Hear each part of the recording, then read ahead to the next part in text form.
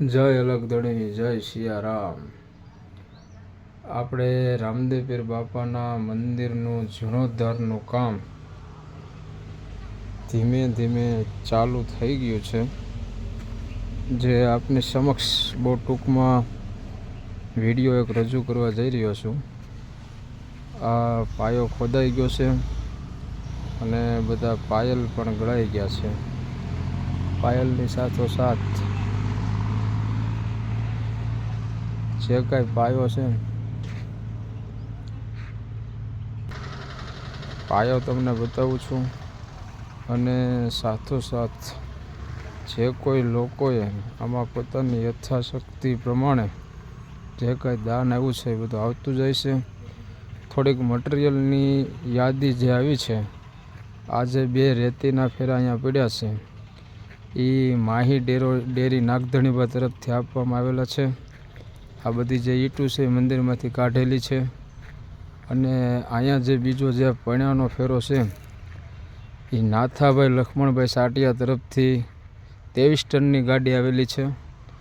પછી આ પતરાના શેડની અંદર અહીંયા સિમેન્ટ 100 થેલી રાખવામાં આવી છે, જે સરતાન પર દુખ્યાના દરબાર રામદેવ પીર બાપાનું મંદિર અને રામદેવ પીર મિત્ર મંડળ દ્વારા ભરત ભગત હસ્તક આ 100 થેલી સિમેન્ટ પણ આવી ગઈ છે।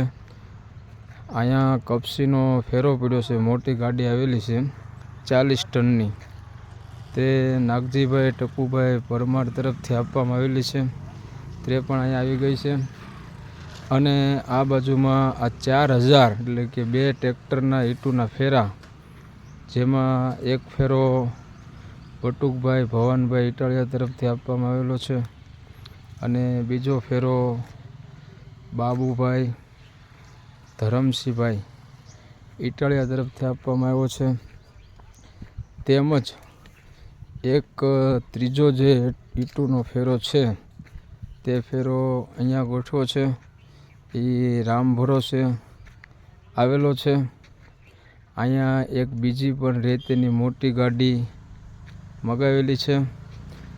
એ ગાડી જે કંઈ આમાં દાન આવ્યું છે, એ દાનની રકમમાંથી મગાવવામાં આવેલી છે।